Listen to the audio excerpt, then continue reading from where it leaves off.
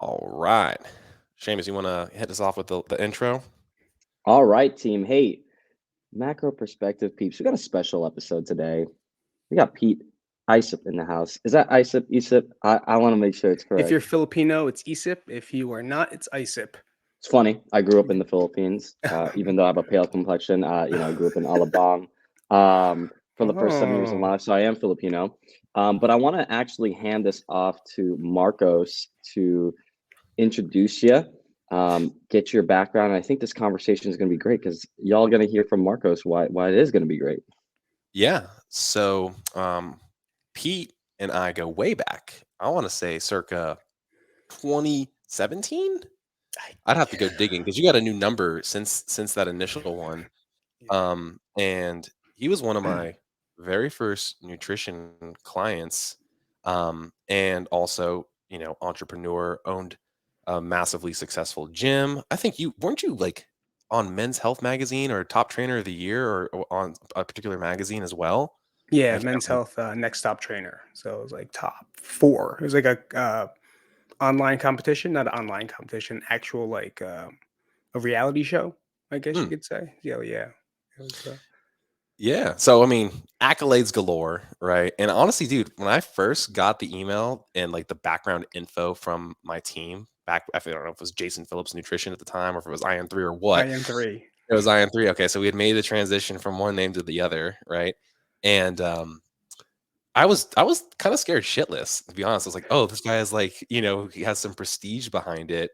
And come to find out you've been like one of the coolest dudes that I know. So but I remember because I was just such a young coach at the time. And I feel like it was a special moment for me because you were coming to Vegas and looking for somebody to do the podcast. I was like, hey, I wanna talk on someone's podcast. I want to learn how to do this thing. And yeah, so um you've done a lot though, and I feel like you have a particular message with your podcast, with It's Jersey to Vegas, right? Right. Yeah. I actually had noticed today you're doing it in like seasons, which is another unique way of doing it versus us just kind of getting guests, doing our little one-on-ones. And yeah, I mean, I just wanted to, you know, bring us back together, have some good conversation, talk about your niche more specifically because I think it's really important. And I'll let you kind of take it from here, Pete. That's cool. It was actually your name on my phone comes up as Marcos IN3. That's how that's how long it's been. That's how far it's been, man. That's how far I it's been. never Marco's change been in it. the game. That's so It's cool. been That's so cool, Pete, that you're into men's health. Actually, just to interject, my goal is to get an article out to men's health. So I'm gonna have to like oh maybe yeah. pull your elbow a little bit and see how to get in there because I love writing. I've gotten some articles out to Vitamin Shop, Shape, and all these other places. And I'm like, men's health and women's health is the absolute goal. But yeah, go ahead and yeah, talk about your pod, like what the story's been this last few years for you. All right. For you guys that are hearing this for the first time, he said like accolades. I ran and operated a gym in New Jersey from 2010 till pandemic pretty much. And started from a small 1,000 square foot. Yeah, yeah, yeah. Do I do this? And then made this big warehouse gym that wasn't across the gym. It was just me figuring out stuff and really understanding, what like I guess you could say human needs are and trying to fulfill that, rather than like, hey, let's just give you a workout. I feel like that's what I've always focused on in anything I do is what does a human want? Like, what does this person actually need? And let's fulfill that versus like, here's the workout today and blah, blah, blah. It just, no, Yeah, no, this wasn't personal to me. that's So, so funny. Yeah, no, yeah. that makes sense. I remember one of my mentors, I used to manage his gym, and we were all into that Tony Robbins stuff, and the whole like team kind of went. And he said, we just teach people self-love through fitness. That's it. He just that like he literally described it like that one day, and I was like, yeah, that actually makes sense. And I love what you're saying here. It's like you're just teaching people human needs and desires, but through like maybe the workout of the day or like the fitness thing. Right. That's so cool. Right. And that's funny you said that. That's a good way to, is that Tony Robbins you said? The Tony Robbins thing? We're just, Yeah, it's Tony Yeah, Robbins. I think self-love. I think that's what my mentor had gotten from it. He's like, what we do is we just teach self-love through fitness and Mm. nutrition. Like that was like how he described it. And I was like, that's pretty cool. Yeah, it's pretty simple. It's like, oh, that'll kind of like makes everything easier to like deliver the message versus like trying to make it so complex. Backstory. Oh, where was I? Oh yeah, the gym. Anyway, gym closed like many other. Pandemic came. I was just in the bind of like opening a brand new one. This one, like I was kind of talking to Marcos more, and I was working with him. I Mm. just needed something to do. So like, let me compete and do something. I forget what it was, whether it was powerlifting or some competition. And I know my food was just off. So let me just try to not only tweak it but learn a little bit while doing it. And um, yeah, a lot of expenses, a lot in the red, and then we shut down, and like I was just losing my mind, like little by little. But it was already there, and that kind of like really tipped it off, and ended up closing the gym, doing whatever I can to keep it or the people happy. Not really keeping the gym alive, like trying to keep the people doing something. And it took my mental health away to the point where I just tried to kill myself. I couldn't do it anymore. Like I remember just not even thinking clear, no matter how much I worked out, no matter how much if I cry it's normal, no matter how much I tried to self-help myself, I was just in this like dark hole. And the only way out was like, this is it. No one cares about you. You don't care about you. Who cares? Who cares? And for some weird reason, I didn't do it. Ended up going to my house that morning. It was like 5 in the morning while I was walking my dogs. I was gonna jump in front of a bus, I remember. And then I went into my house and I just randomly called my therapist that was assigned to me at like 6 in the morning. Of course, no one picked up, right? 6 in the morning, I'm calling, obviously just reaching out for help because I didn't know what to do. I was like, what do I do? Because I almost tried to do this. And they called me like 2 minutes later. And then they explained to me, like, how are you feeling? This, that, you have to go to the hospital. And I was like, no, no way. I'm trying not to curse. No way. I'm not going to go to the hospital. And they're like, well, either you're going to go or the cops are going to be at the front door to take you there. So then I was like, all right, I guess I had to wake my wife up, tell her everything that just happened within the past 2 hours. And I had to leave. I drove myself to the hospital because my wife doesn't drive. So I had to drive Mm, myself there. And then yeah, just being in there kind of like you have nothing, and then you see these other people who also feel the same way, but if not even more, to the point where like, man, you're a pretty fortunate guy. Like, and then it was a lot of work, a lot of work of leaving everything, and it's a long process. I can say right now that happened in what 2020. Like Mhm. right now, I'm actually starting to see clear, and that's a long time to feel like shit. It's a long time to not feel like yourself, the person that was like motivating people and, running this successful gym that was just like, I guess you could say it was successful. Right? In my mind, it was terrible.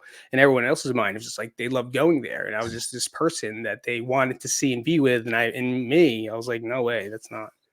It was weird. Such a weird, but that's where it's important to me because, yeah. like, imagine if there's a person that just didn't have that moment and Hmm. my friends have passed because of it, and it's like it's an important message that most people don't want to talk about. If not, it's just too hard to, you know. So Well, Pete, I know I just met you, and I know you and Marcos have history. But if I could be in your presence, I would definitely hug you, give you a thank warm, you. welcome hug, and I appreciate you sharing that. I takes a lot of courage to share that, and I know the pain that you've gone through and what you're going through, and I'm glad that you're still here because the world needs people like you, and they need to hear this story. And so I really appreciate it, and I know a lot of that definitely stemmed from what you just said, your whole life being shattered, and to go through that must have been I don't know, can't imagine, I can't Yeah, imagine. Yeah. yeah. Thank you. It's, Thanks for the hug. I know, right? Dude, and I'm fucking bawling. It's like, I I wouldn't have believed it. like when I didn't believe it when you mentioned that, and like you kind of fade into the abyss in social media. And I have other friends that are similar to you, very, I mean, you can put it on no matter what's going on emotionally, internally. And honestly, because of that, I have reached out to a buddy that deals with a similar level of depression. And I'm like, dude, you all right? I haven't seen you post in a while. I know you normally do. And I know this is probably not a cry for attention, but like there's something going on. Right. Right. Um, and, and he's like, yeah, I'm just not in a good place right now. But I've definitely paid more attention to the signs and people's social media cadences, and and trying to like establish some potential. Again, it's no different than any work ethic thing. Why not me? Why not me to be the one to reach out? I talk to people for a living. It's all I Right. do. You know, Yeah. um, yeah, and I mean, got your book right here, man. Right?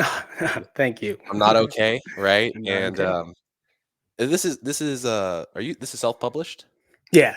Yeah. Yeah, All yeah.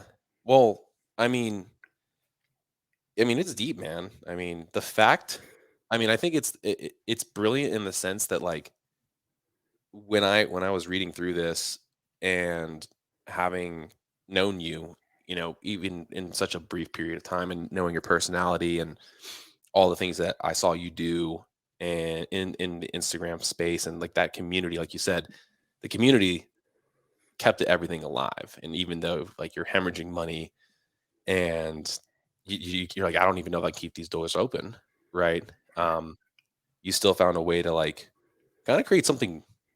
Genius here. Just quick thoughts, quick little anecdotal things of what's going on in your head, what's to come. Even on days it was like you didn't feel like you were up for writing anything, and you like noted that, and almost like, damn, like I no one knew, right? Right. And it's hard to get that message out. But I think looking back, that like that's a good way of being like, maybe I am going through something similar, and writing it down then will lead to like putting that out there, putting that energy out there to then talk to somebody like in the flesh. And um yeah, even the note you wrote me, man, in here, you know, it's it don't matter if it's self-published. To me, it's Right. a big thing, right? Right. To me, I know you, the individual. I know, a little bit about like your life and family, and yeah, it's impacted me to say the least, right? So when we had that opportunity to then, fast forward where you are okay, you are in Vegas, and I got to go on your podcast. And granted, I was, Yeah. basically just talking about nutrition there to like Right. talk to your audience about that. It was really cool. It was really special to me. It made me realize, damn, this is something I really want to do someday. But Nice. how, when, why, where, right? Like, Right. how do we get more real conversations out there to the world? Um, and yeah, so I'm probably gonna say that it was all your fault, bro, that we're doing this right now. You're actually the Well, first person that reached out to. Hey, what do I need to do to like just do yeah. this virtually with somebody? Yeah. I was like, yeah, do this, I guess. Yeah, Figure this. you're like, here's some things. Here's a quick little list, Right. and here we are. I think truly our episodes are a little out of order up there because like based on the booking, but yeah, like Right. 25 episodes deep. Yeah. Um, and it's cool. It's cool, It's and cool. I so you I was looking at your social today, and I Yeah. noticed that you were looking for people for your season Booger. 3. Right? Yeah. Boogers. What is the so the intent of that was to talk more about this particular topic, right? More Yeah. about like how people, I don't know if it's like spiraling or mental health as a whole.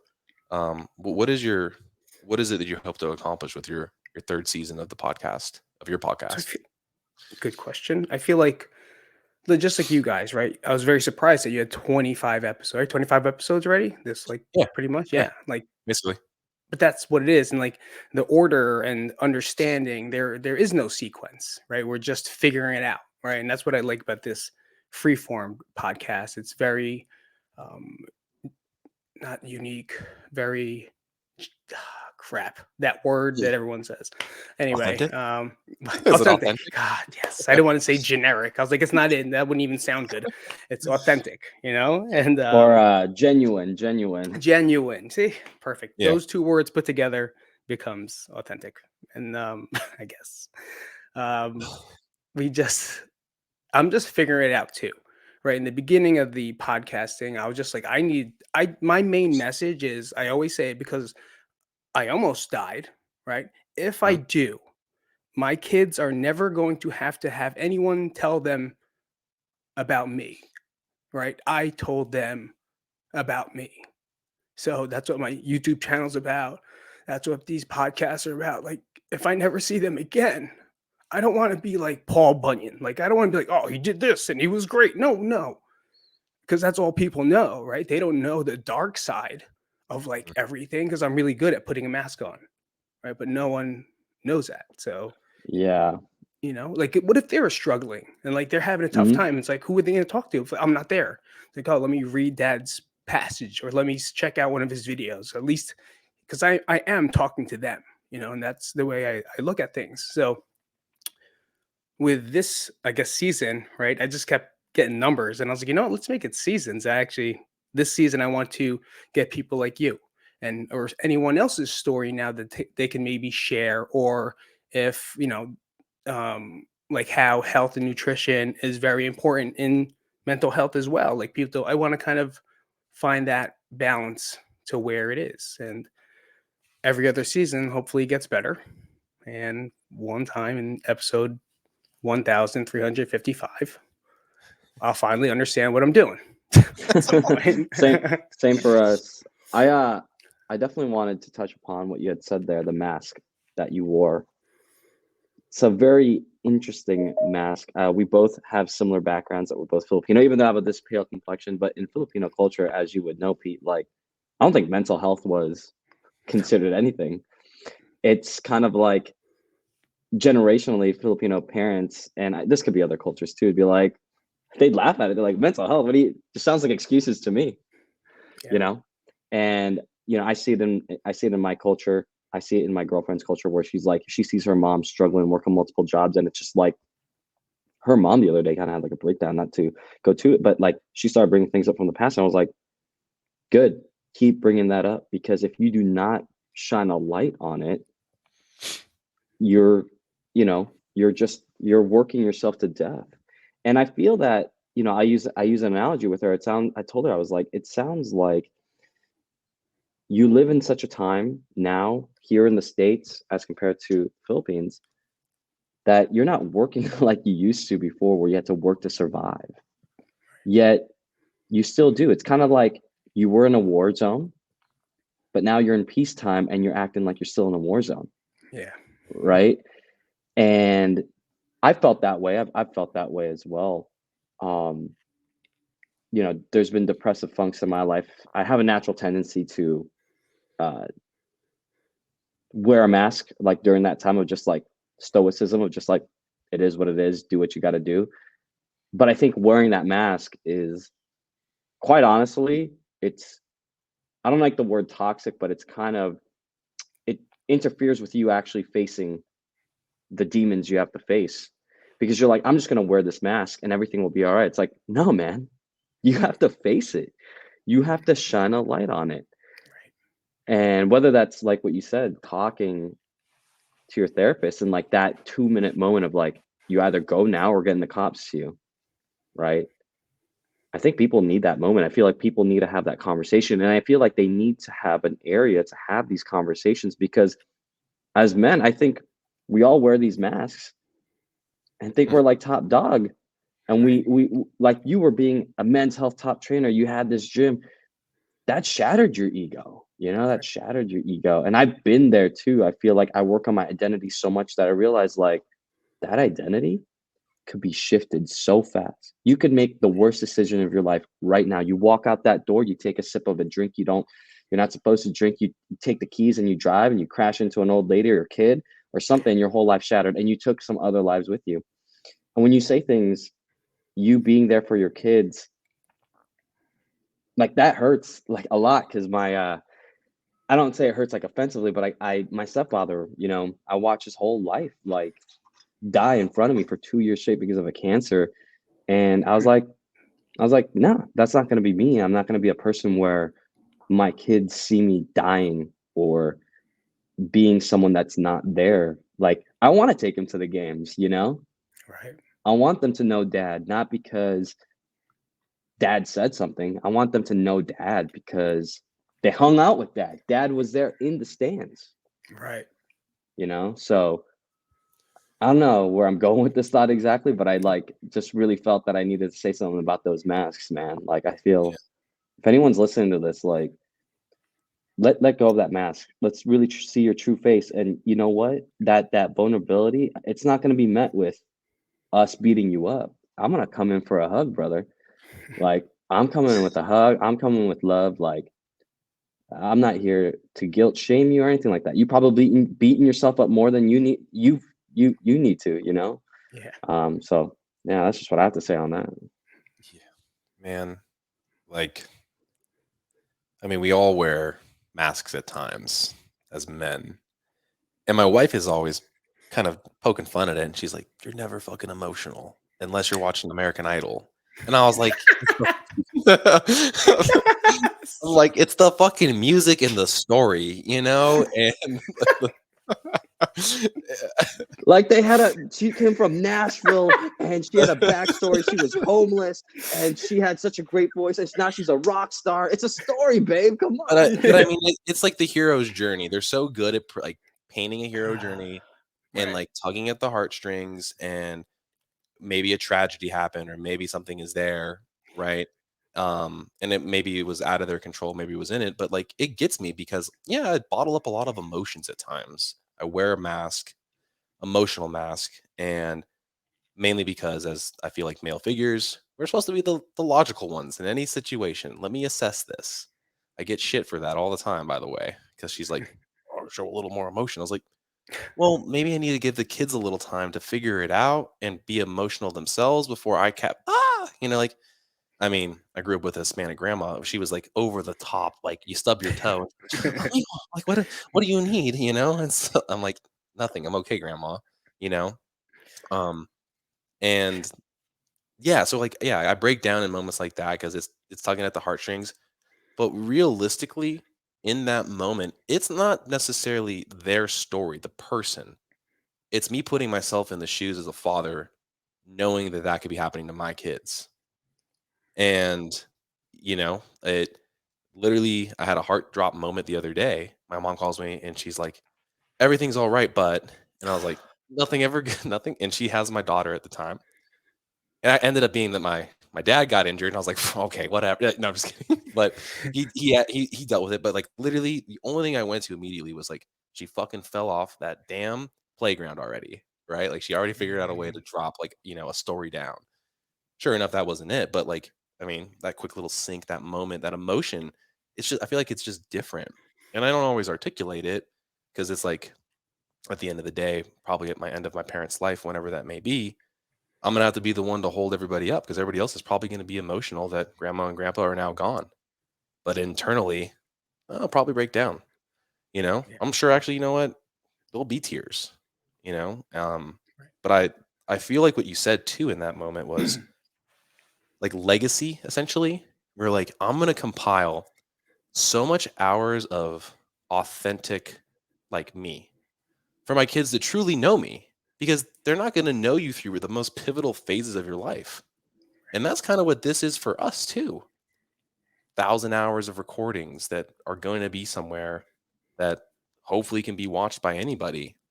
And whether it's improving ourselves and going and looking back on it, or our kids being like, wow, dad had a very interesting viewpoint on a lot of things.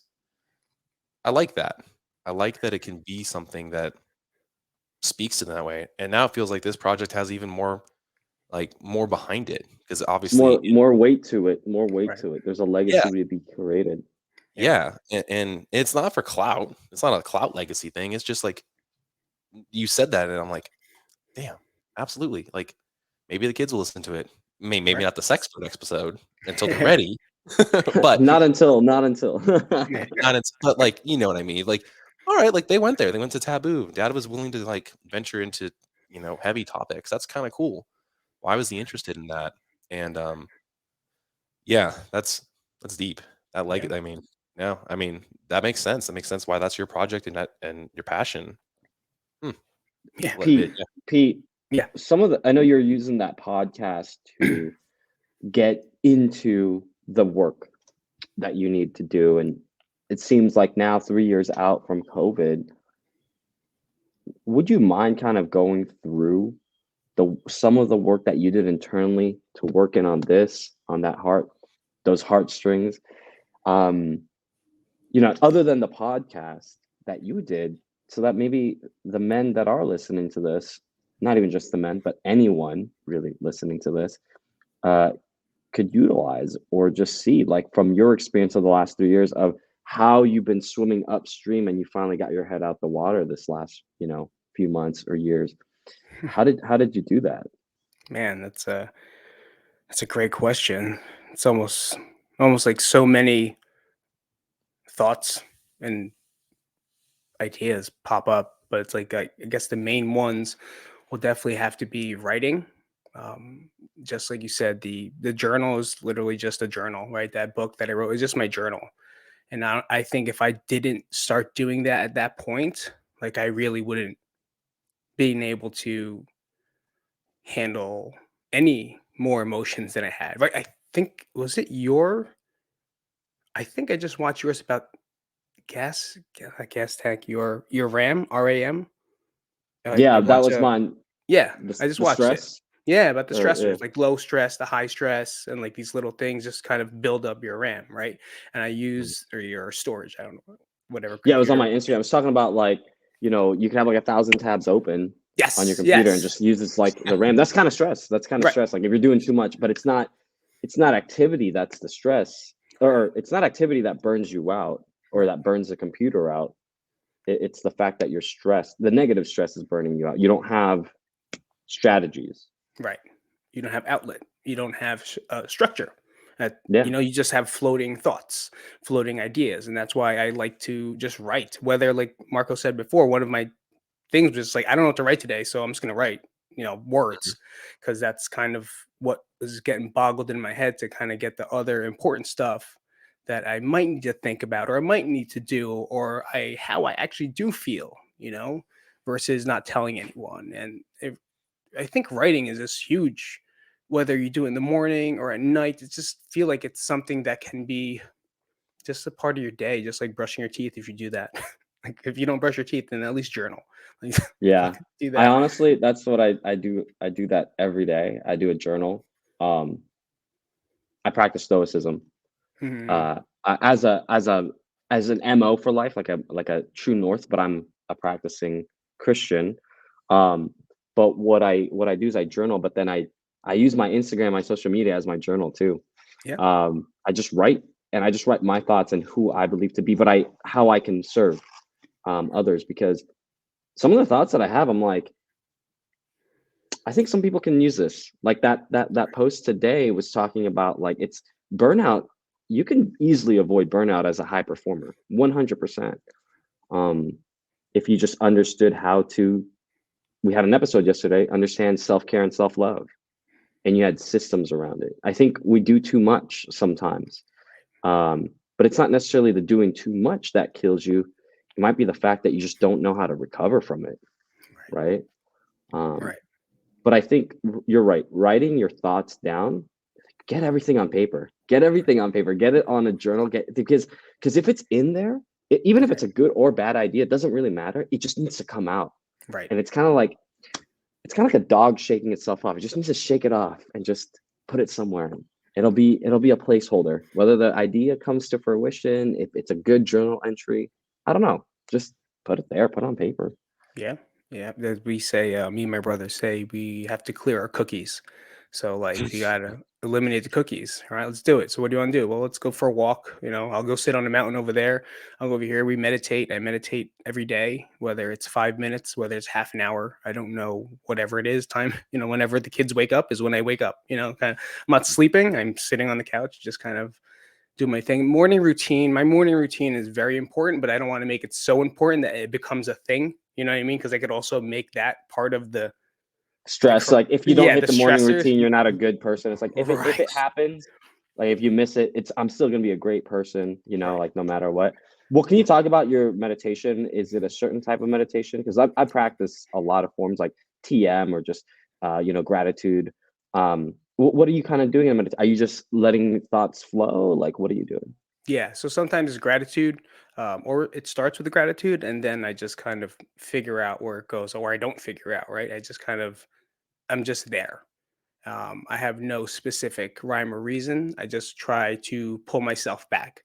And my main, I guess, goal, you can say, for this year, if there are goals, right, is just to practice being here, like, like right here, versus like thinking about where am I, Dwight, what time am I picking up Phoenix today? I know what time I'm picking up Phoenix today. It's like things rather than thinking ahead, I just try to really pull myself back. And it really does help.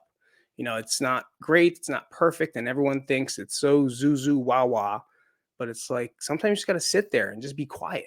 Just be quiet, and you'll really understand what it means or what things mean in your head. Because Yeah, it's like that doesn't mean anything. Oh, that's garbage. That's garbage. That's clean your cookies out. Go and go and I go. love that. I'll keep that one. That's important. That's important. Delete. I want to ask you a question, and this is a question for the audience. My girlfriend says this all the time. We read a book way back in the day. When was the last time you were bored? Last time I was born or Bored. bored. Bored. Bored. Bored. I can tell Right. you. Yeah. Mine Go was ahead. literally on the plane going to DC and from DC last week, but Mm, intentionally boring. good. Mm. You know what I mean? Like I can stimulate my mind with, a downloaded podcast or the movies or this or, that can pay the $8 for the Wi-Fi, which Southwest, if you're listening, yo, an A-lister versus an A-lister preferred. You know what I mean? God, like 100 flights to get free Wi-Fi? Well, come on now. Come on, dog. Come on, Delta Southwest. does it now. You step your game up. Just kidding. But Put I it in the I comments. realized like that was I actually mentioned that in the message to you guys. I just kind of like put my head back. It's usually right after takeoff for me. It's like there's just like a zen to it, and it used to give me anxiety because I was like, oh, I'm not in control of Mm. the plane. It's like, how do I know that I'm going to be safe? Like that used to be like a thought process. Now it's just like there's no reason. I go back to the olden days. There's no reason to be constantly engaged with something. And there's like this like little meditative trance for like 15 to 30 minutes every flight. I don't know why. Just kind of like doze off. It's not like Yeah. even really sleep. I just think about nothing. And I wake up like rejuvenated and I'm like, all right, like I literally went into my phone. I was like, let me go clear out my fucking notes. Let me clear my cookies, literally, like, cause like this, Love what doesn't that. serve me anymore. I want to like bring in this new thing. And I ended up digging out last week some love letters to my wife from when we first started dating. I was Nice. like, Send me those. Send me those. I need some inspiration, bro. I need some inspiration. shit was corny. It was corny, man. I'm a corny dude. But like when you can create that moment, that meditative moment, I think sometimes like you can start like exuding the creativity. And like Pete, you mentioned like it's just, the practice of writing, like it doesn't matter if it's good or bad. I know for me, when I practiced writing every day in a class, literally creative writing in high school, boosted my writing score. All right. Like that's why the podcast is this. How do I get better at articulating points? You gotta talk a lot. I Right. practice this, it's just like it's the 10,000 hour rule or whatever that thing is. And um I don't practice as much meditation as both of you, but there are moments that I'm like, sign me up. I know that plane ride's gonna give me that 30-minute like Zen moment for whatever reason now. I'll be honest with you. It's weird because I can't, I answer that question, but I can't answer the fact the last time I was bored. Even though I asked it's a really, I try to stay bored in lines though. I actually try not to be like in a line and like not be Dude, on my phone I can't do it in because lines though. I get anxiety every time I'm in a line. I have like if I like sit there long enough without my phone, I get this overwhelming feeling, and I don't know what it is. And it's like I feel like I need to be doing something. Everybody's watching me, like you put Mhm. that ass it's on the line. neurology, man. It's just Yeah. it's your brain. You feel like you need to be doing something, and like I was on a flight. For me, a flight is like awe because every time I look out that window, like when we went on a flight last week to Arizona and back, I saw the sunrise every time. And it's so freaking pronounced when you're up there, and you just feel so small that you just go, dude, it's all cool. It's all cool. This is epic. But I do definitely try to practice that boredom, because I wanted to ask that, because it's like, you meditate, you journal, you do this stuff. I think sometimes for the listeners, just like they're doing all these things. Right. When's the last time your brain actually shut off without an actual prompt to Right. shut off? And I think for, finding boredom, I think in this day and age, doing the walks, journaling, Mhm. talking, like doing the things that are not so demanding and stimulating are actually the things, again, that create more creativity, that bring out the juices, the flow zones. And I don't think people tap into that anymore. I don't think people tap into those zones anymore. Being in nature, I just don't think those are things that are tapped into as often. And I think that's maybe those were some routines that, for someone listening, like, they may not have ran into that funk that you got hit with. I mean, obviously, the business and everything, that's COVID. Like, you're going against something that's massively powerful, right? Right.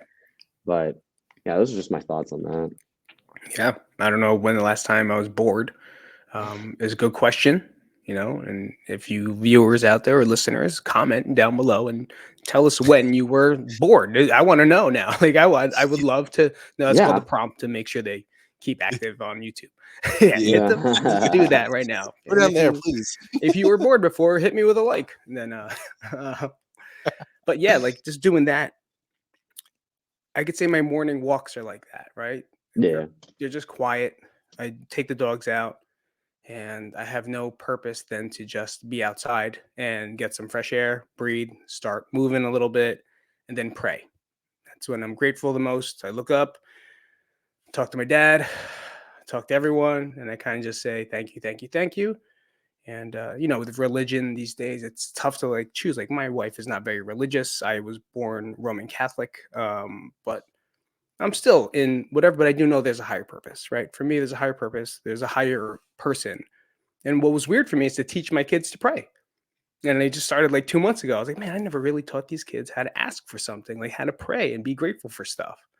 So we just started doing that, and it's pretty cool. So now in the morning, I'm grateful, and at nighttime, I'm grateful again, because I haven't even prayed myself at nighttime. So Yeah. it's, just, Could I it's cool. ask about that? Like, Yeah. this last 3 years, going through that depressive season, going through the journaling, going through all this stuff, and being challenged with this turmoil that you faced, and coming out of it now. How was your relationship with your kids? How did you show up before, and how do you show up now? I showed up very angry, um, very needing to do stuff, almost feeling like I have to do something to make this, because my wife wasn't working at the time. It was just me, so I'm just trying to figure things out, but still trying to show up, right? And I was definitely not me. It wasn't.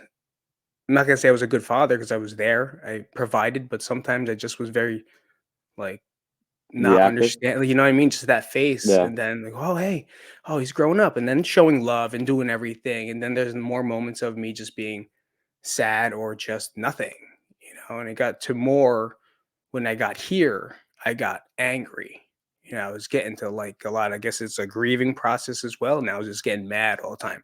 And what got me the most, I'm not going to lie, my daughter drew a picture of me, and everyone else was happy, and I'm the only one with frowny face, mad face, and she goes, Ooh. "Daddy mad," and I was like, "Oh, Mm.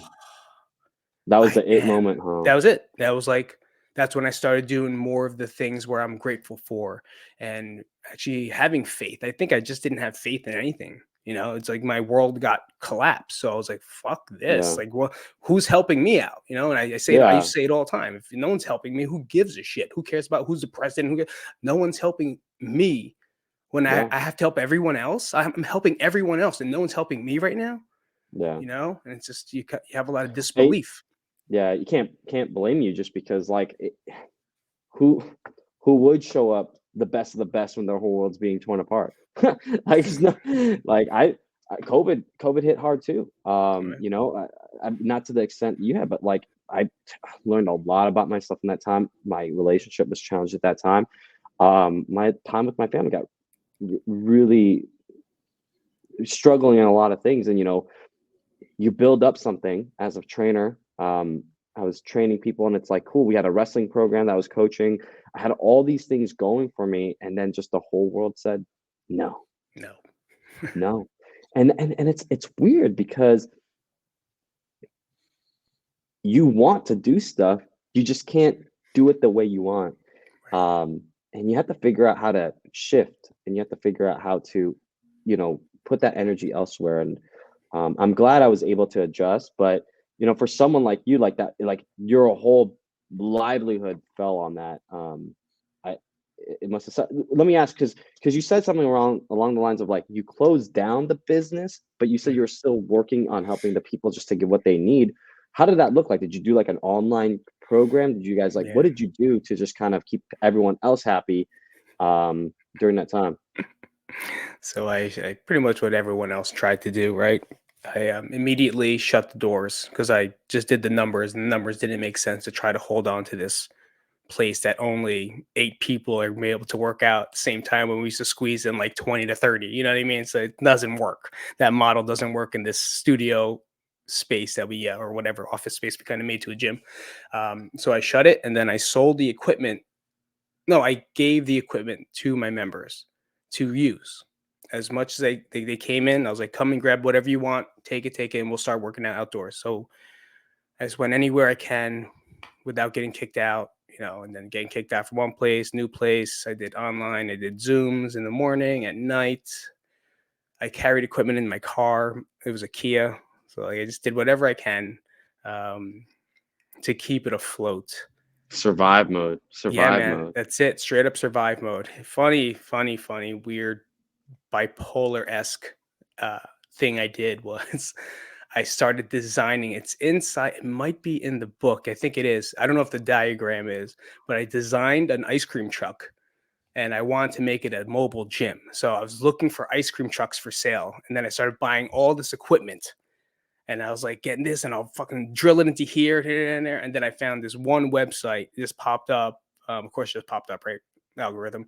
And it was some guy that sold trailers, and the trailer turned into a gym. That's And sick. I saw yeah, that one. I know what you're talking about. Because, yeah, dude, I did the same thing. We did the same thing with the gym. It was so weird too because you start doing workouts at the park. Luckily, we had a park right across the street. People could bring nice. their equipment. It was just body weight programming, whatever. Then we did Zoom classes as well. But what was weird was like we opened up, only 4 people. Then we try to open up again. They close it down. It's Yeah, just like what kind of BS is this? Like to constantly have to go in, out, you don't know what it is. Just to be constantly on that line of like anxiety was so gosh, yeah, yeah, I don't know, man. It was wild, dude. It was just like yeah, horrible. I just like I try to drown it out. I think for me, that was I think that's when a lot of like addictions kind of came out in a weird way. Like I was yep, just, I mean, honest, like a lot of the folks here, but like I, dude, I was like playing video games just to numb everything. Um, yep, like at least 12 hours a day, was not spending time with my lady at all. I think I like went through all my Netflix shows because like, oh, everyone's doing it. But it was honestly like forms of coping. coping. It Yeah, but like I think it's ineffective in a sense because you're just kind of numbing it. It's like a form of coping, but in my opinion, I think it was more numbing because I wasn't facing it. You're getting catharsis through like watching a show, like or you're getting catharsis because like or you're getting competitive nature because you're doing a video game, right? And it just really wasn't. I don't think it was the healthiest. I don't think it was the healthiest kind of thing. right. Everyone had their coping, right? Everyone did. So Yeah. figured it out. Yeah, that whole the whole mention of like where this conversation has gone about like the past and being able to look back, documentation, writing, how you feel, and how something that you can put into words at a particular place and time can then mean so much later on down the road, right? Um, it's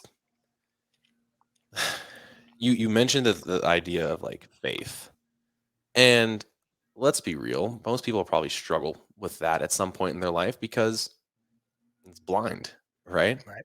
There's no real way of knowing with certainty. There is no scientific method for faith. Right. And I think more and more people with the infinite age of information, you kind of debunk it over and over again, yet so many people are believers, and you're like, shouldn't I? Like, again, it's like, how do you want your life to be? Would you rather potentially believe in something that seems like a fairy tale, Right. you know, or would you rather just be like, nah, it doesn't matter. It doesn't matter. We just turn into a pile of dust at the end of this life. Um, and it's funny because I mentioned the love note to my wife, and I want to read something from your book and also what I've written about, like, states of the mind and how it, like, leads to, like, there's like weird nuggets that you can pull out from your past. And probably why I need to probably do what both of you guys do.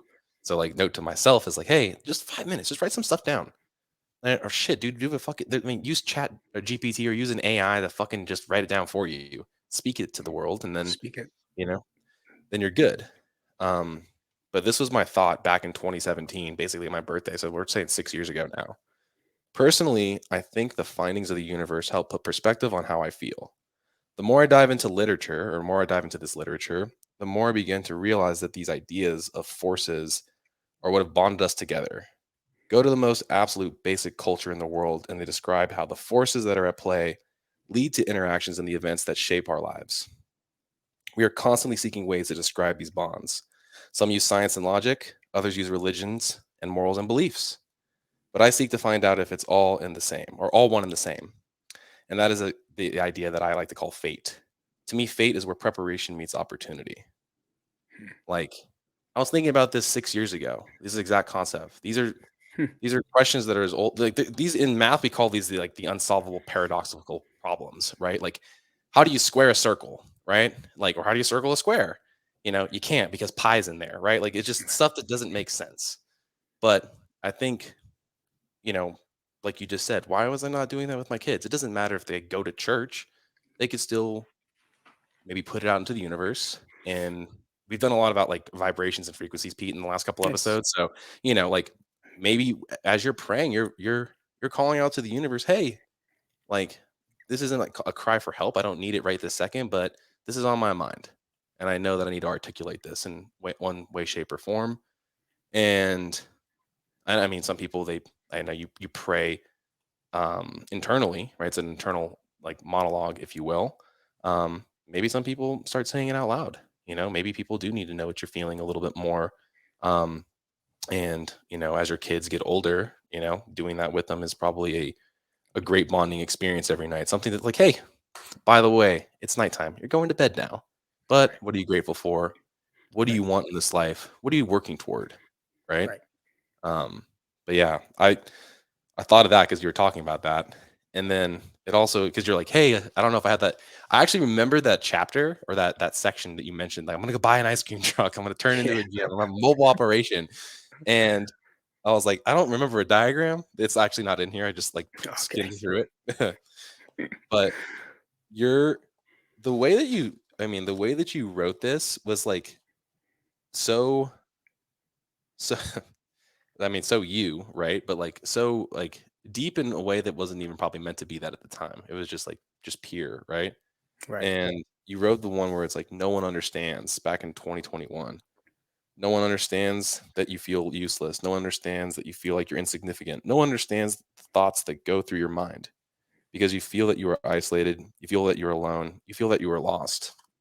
And I mean, it goes on from there, right? And you're the negative self-talk. You suck. You are Right. useless. No one likes you. No one gives a fuck about you. No one cares as much as you do. And I find that almost to be true in a lot of ways, that, like, we can have these negative self-talks, and getting through them is, I mean, positive mental attitude, right? Almost fake it till you make it, until it just Right. becomes the fabric of your being, right? The universe will reward those, like, oh my god, why is that person like they got the perfect life? And then you just start thinking, like, jealousy. And I felt that way about a few people that I worked with in the past. I'm like, they have the perfect life. All they were doing was just, like, putting it out there, putting themselves out there. I don't know how they felt internally, but that projected image, right? Right. It spoke like it was super successful. And I told Seamus on the podcast here recently, kind of feel like everybody's kind of in the same place. We don't know what the fuck we're doing.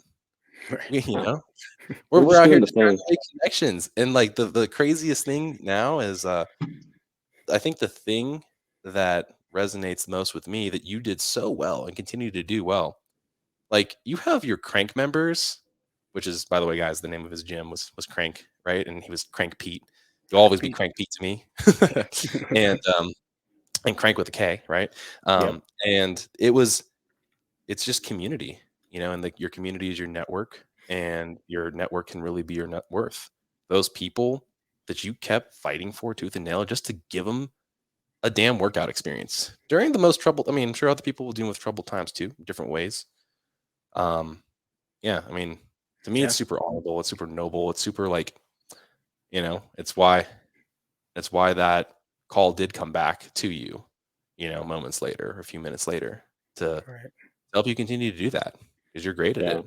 Yeah. And yeah, I mean, shoot, dude. I mean, I look back at some of those photos or those like things in the past. I was like, Yeah. that actually matters a hell of a lot more these days. There's so many people that talk about gyms that they used to go to.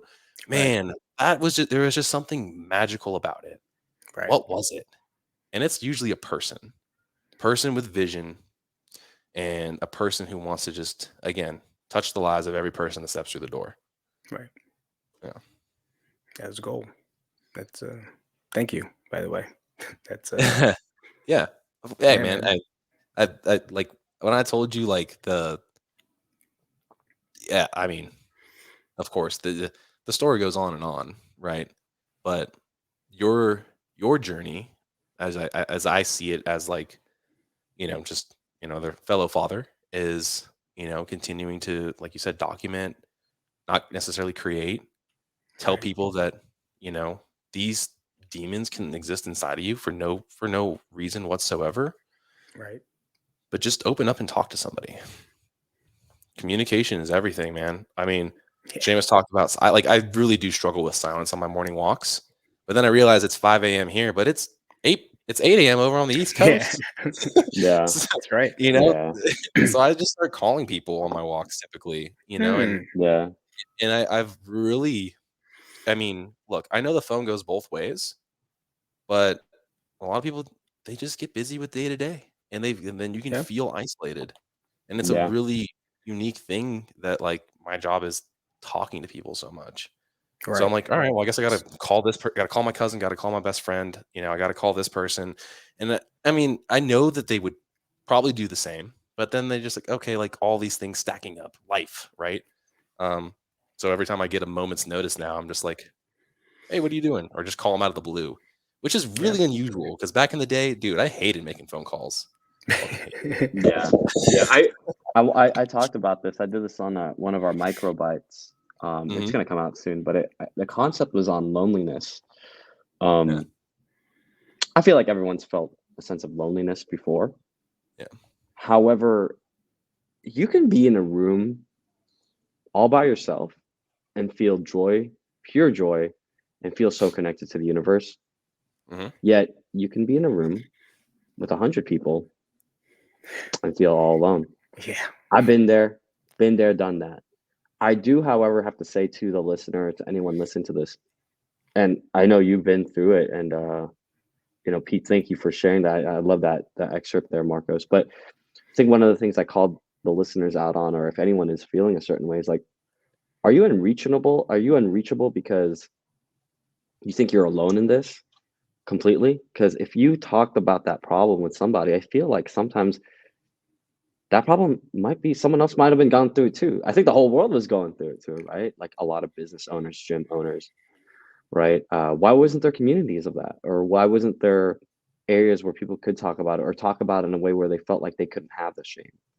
I So feel like yeah, go to ahead, speak Marcos. to that though, like I feel like Zoom was burning people out.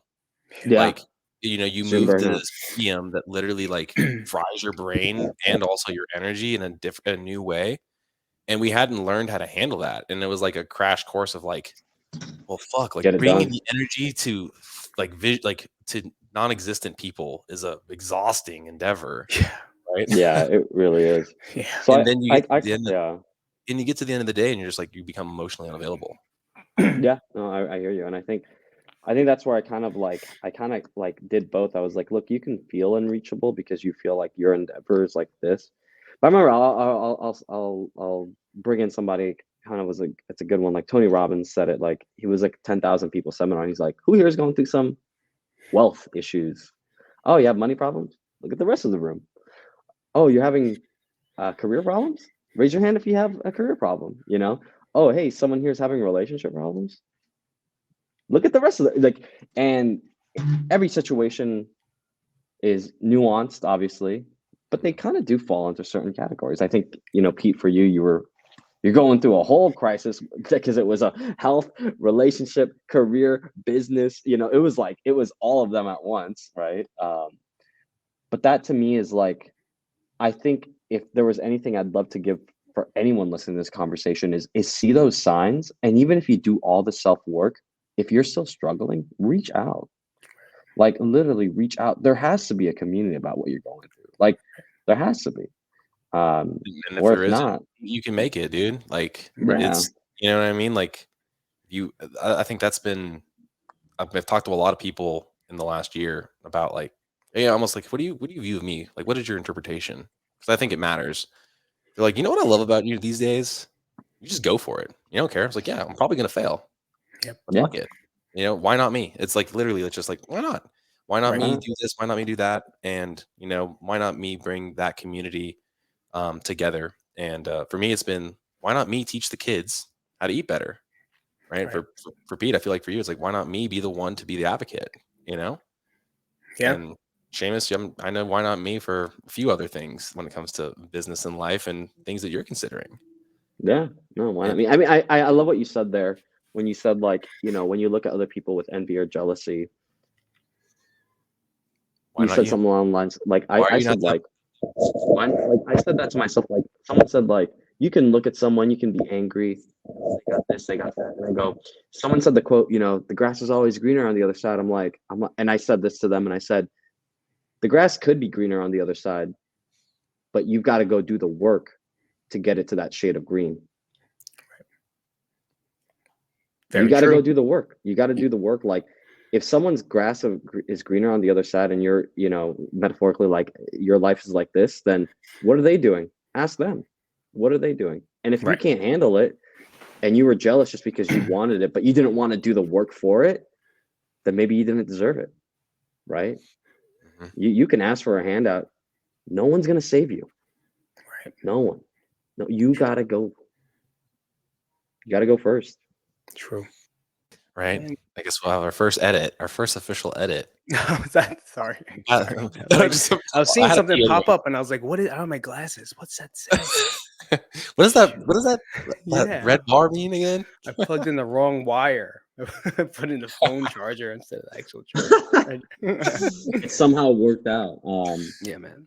But yeah, Pete, we want to be respectful of your time. Any other message for those listening? I think this is a deeper conversation. I think this is a more mature conversation. And I do appreciate you sharing what you shared, the emotions that all three of us have gone through. And I think those are important. But for yourself, yeah, what is your message or anything else that you'd like to get out there? Anything else you'd like to share, my man? I kind of think you said it a lot. Was like, what are the things you're willing to do to change? And kind of list those out because you want to, right? But we're very hesitant to do so, and whether it's ignorance, whether it's confusion, or not even knowing where to start, like kind of figure out where, like he's got to Google something, right? And then choose something that says like, I can try this, and usually trying one thing helps you lead to something deeper, like anything else, like, elevated push-ups leads to clapping push-ups at some point, right? So for me to say is like you just said it before we actually just before I had to plug my thing in. Shoot, what was it? You just said it, and I just had it. I definitely just lost my Reach train of out, show up, reach out, show up. do the No, work. do the work. Why not you? Why not Nope. you? Those are all good ones too. They're perfect ones. For the No all one's gonna purpose save ones. you. No one's gonna save you. No one's gonna save you. You got to do the work, and like you got to comply with it. Like this is, and just be dedicated to the point of like, oh, reach out. My God, you just said it. Like reach out to someone, like Yeah. anyone. And I'm not saying reach out to. I mean, if it comes to maybe your parents or your wife or girlfriend, cool. But a lot of times you have a lot of proximity bias, right? They're too close to you to be Mhm. able to express how you really feel. Yeah. So what about that friend? If you don't have a friend, what about that group? If you don't have a group, the therapist is always there, right? And Hmm. they have Hmm. such a bad stigma, like, oh, I'm not going to see a therapist.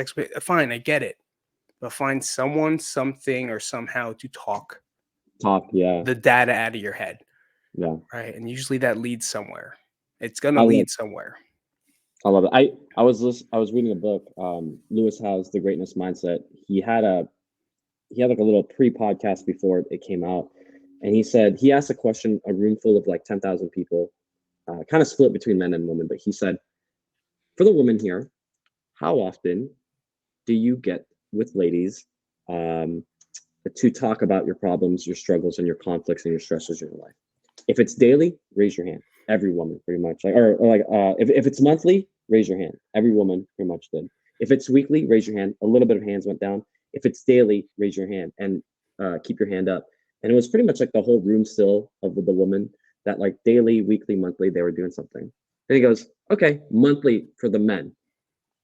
10,000 people, two hands come up. And he goes, for the men that don't are not forced to do it, this is something you do. You're not part of a church group that your wife made you go to. And then it like was one hand down. And it was only one hand left. Men, it's so weird. And this explains that it's like men use other like stressors or other outlets, but they don't use the verbal outlet. They don't talk about it enough. And that's why I love this podcast because we can talk about the things. That's why I love have gone to therapy, or I love seeing my brother because I can talk about these things. Because yeah, you can go work out. I know Marcus and I can go work out. You can control your nutrition. You can get the best sleep in the world. But if you don't verbally put it out and make it part of your calendar, I really think problems don't get resolved because you're not actually actualizing them into things you can figure out. You got to talk about it. Point in case, man. I mean, having that workout partner is more for your mental health than it is for your physical health, even though it's kind of piggybacking on both. Yesterday's conversation with Adam was me articulating a problem I'm having with my wife because he's also married and has two kids, just like Pete, married and has two kids. And it wasn't so much a problem, but is there another, am I doing something wrong? Is there another way to approach this? What do I need to do better as a husband, as a man? And you're right. Like, I mean, I bet you if Lewis House would have asked that same question, do you have a workout partner as a man? Right? It would be, probably the majority of them would be there. They don't even realize that their therapy session, the things that can bring them the most, most important conversations you need is Mm, that person that you can see so regularly. You just yeah. have to be open enough to talk about those things, and it's uncomfortable. I mean, and of course, like as you build, it's just like with a client. Once you build rapport, Oh, they're gonna yeah. open up. They're gonna divulge, and once you made that fucking massive step, you're like, boom, they're a cranker for life, right? Pete, I'm sure you've dealt with that for hundreds of people, Yeah, right? man, Same absolutely. thing here. It's like, yeah, you're a client of mine for life. You don't realize it. You don't have to pay me the whole time. That's not the point in case. But I still have a running list of people since I started my business in this last year, like officially. Everybody I've worked with, it's come and gone. Still send them a message. Hey, I was just thinking about you. And this isn't a retention effort. This isn't like, hey, come Right. back to me. This is just genuinely like, I hope things are good. Did I do a good enough job explaining these fundamental things that and have they stuck? And difficult conversations require a whole new mindset. And you again, I went into that. I've been articulating these things, and it led to yeah, it may have led to me lashing out on my wife, honestly. And I triggered her. I said something that literally shut her down, and she didn't talk to me for a day. And I was like, all right, I went there. I had a pain point. Good. Now we're gonna fucking talk. Right. Like we're gonna have a real, mature adult conversation that's going to get us somewhere in our relationship. Because she had therapy has that stigma. I'm open to it, right? I need an intermediary to get this thing off my chest because I don't want to hurt your feelings, and I'm not going to say it the right way, right? But that other person will be like, that's not what he means, Right. right? And I know that, and so a lot of times I keep it bottled up, right? And just don't keep it bottled up. Learn to utilize that. Learn how to like be like, hey, like I know you don't want to do. Let's just do 30 minutes, 15 minutes, right? Um, I've even told my wife, hey, like our work schedules are really weird right now. Wednesday, Thursday, or Friday, one of those days, I'll take off work. I got all this vacation time. So what? Let's have conversations. I'll be present. I won't schedule calls for that day, right? I'm open to that. But it takes work. Everything in life Right. takes work. Everything takes adjustments. And if for all of us that listen or that are listening, if you have kids, every 3 months is something fucking new. Guaranteed.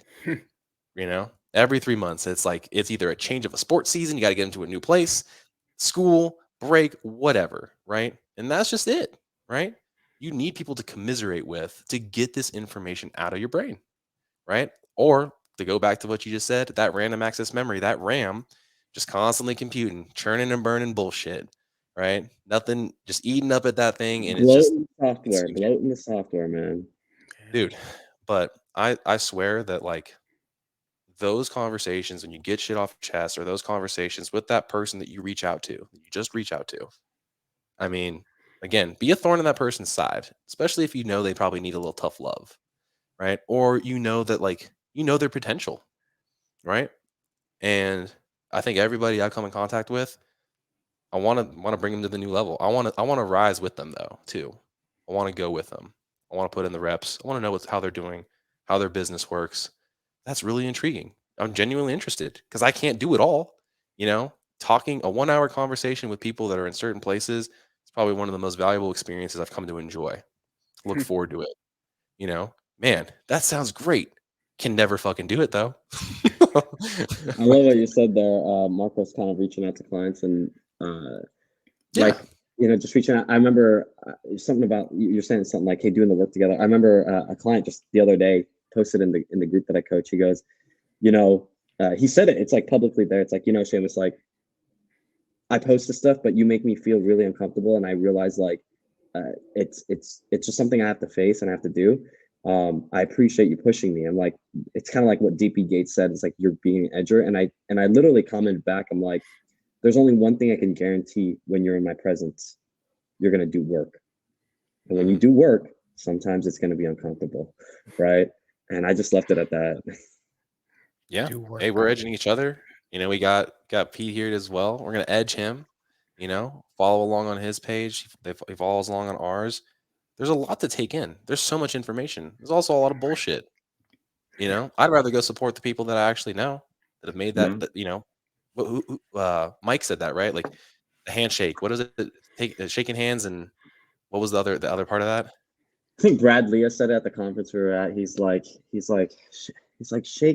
shake hands and something along the lines like it's like your net, like your community, like when you shake hands with it, that's how you shake hands and make more money or something. I don't know the exact quote, but it was great. I was like, yeah, you're right. Like Yeah, I wish make new wish we could communities. get that.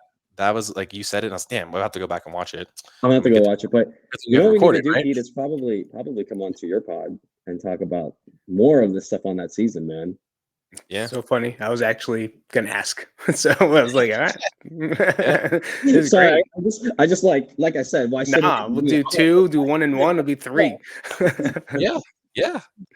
And I love that. And I think the biggest thing I've also noticed in this last, I mean, shoot, almost a year at this point, the community element, the true community that you can build for yourself, all your initial surroundings, get to know your people that you see on a regular weekly basis. What do they do? Is it something that you want? Is it something that somebody else might want? You are their referral network. You can help a small business out just simply by, again, having that conversation and understanding what they actually do.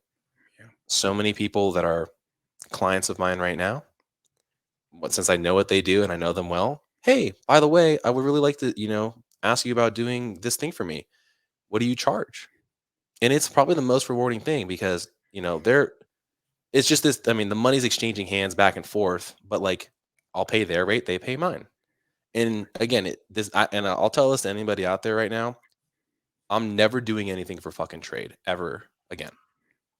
Reason being is that we're all going to be at different levels, and you have to be paid what you're currently worth, and that's important. You got to put your chops in. You got to take those moments of like, man, I probably should have charged them more, but um, I've done that in the past, and it's like one of the persons is not getting a good end of the deal, right? There's never an even value exchange of two services. They're priced appropriately, right? And that would be my little nugget to end on personally is like, hey, live in your community, bring up your community, bring everybody up together, right? And next thing you know, I swear, like, I mean, seems like I know somebody does a little bit of something in any particular area that can benefit me personally, and that's just by knowing my peoples, you know. Yeah. So, Seamus, you got anything else to add? Pete, you got anything else that you want to kind of close up with? I was just thinking about what you're saying. I was like, it's so true. It's like, yeah. Dude, Yeah. isn't I mean, Yeah. like all those people in Crank, Yeah. man, you're like, you got like, I mean, one of my most recent clients, I mean, they just started a garage door business. They're killing it. They couldn't commit to Nice. nutrition, Right. but I know in my head what they're doing and what their goal is. Guess what Right. happened? My parents had a garage door issue. Send them a text. Hey, they're like, hey, do this first. Like, make sure this isn't the issue. They gave me a ton of free advice before they actually wanted to charge me. That's a community driven result thing, right? Absolutely. Versus like getting the sale. Okay, we got to charge you for this, getting a guy out there. They Right. wanted to try to fix it. They didn't want to. I was like, I think it's a bigger issue, right? But people will be upfront with you. That's probably this thing. That's the community value, right? Build the community. Talk to that person. Be free to reach out, right? And I hope to continue to build one here, and people reach out, and best believe we're gonna find a way to try to comment on everybody's thing. Right. I think I think someone said it the other day. Someone that I used to coach at an old gym, and they just said, "Don't change, Seamus. Stay humble. I see you grinding. I see you guys doing your pod." And it just reminded me, like, yeah, if you guys reach out at 100 subscribers, 100,000, 100 million, Mhm. I will find a way to still connect with you somehow. That's my promise, because it is about the community. It is about making an impact. And for anyone listening to this, I think we got into some deep stuff, and you need to face those deep areas. You need to shine a light on it, because here's the thing: you are worth it. All right, I'm going to say that again. You are worth it, and you could be of impact to someone else. You just got to reach out. So I'll end it there, guys. Thanks so much, Macro Perspective Pod. Really appreciate y'all. Please comment below. When was the last time you were bored? Comment below anything that we kind of prompted you on, and please like, share, and comment. And just check out the show notes for Pete and his new season coming out. But yeah, appreciate y'all. Thanks so much, team.